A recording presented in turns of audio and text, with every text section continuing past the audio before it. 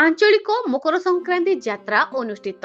ଅନୁଗୁଳ ଜିଲ୍ଲା କିଶୋରନଗର ବ୍ଲକ ଅନ୍ତର୍ଗତ ପାର୍ବତୀପୁରର ଗୋଜାପାହାଡ଼ ଶୀର୍ଷଠାରେ ଥିବା ଶିବ ପାର୍ବତୀଙ୍କ ମେଳା ଧୁମଧାମ ସହ ମକର ଯାତ୍ରା ଅନୁଷ୍ଠିତ ହୋଇଯାଇଛି। ଏଥିରେ ଭକ୍ତମାନଙ୍କ ପାଇଁ ମାଗଣାରେ ଚା, କଫି ଓ ପାନୀୟ ଜଳର ବ୍ୟବସ୍ଥା କରାଯାଇଥିଲା। ସମସ୍ତ ଭକ୍ତମାନଙ୍କ ପାଇଁ ଅନ୍ନପ୍ରସାଦର ବ୍ୟବସ୍ଥା ମଧ୍ୟ କରାଯାଇଥିଲା। ଏଥିରେ ପ୍ରାୟ 15,000ରୁ ଅଧିକ ସଂଖ୍ୟାର ଭକ୍ତ ସମାଗମ ହୋଇଥିଲେ। ମକର ଯାତ୍ରା ପକ୍ଷରୁ ନାମ ସଂକୀର୍ତ୍ତନ ସହିତ ଛୋଟ ଛୋଟ ପିଲାମାନଙ୍କୁ ନେଇ ଏକ ସାଂସ୍କୃତିକ କାର୍ଯ୍ୟକ୍ରମ ହୋଇଥିଲା। ଏଥିରେ ମୁଖ୍ୟ ଅତିଥି ଭାବେ ହଣ୍ଡପା ଥାନା ଅଧିକାରୀ ରାଜେଶ କୁମାର ଶତପଥୀ ଯୋଗ ଦେଇଥିଲେ।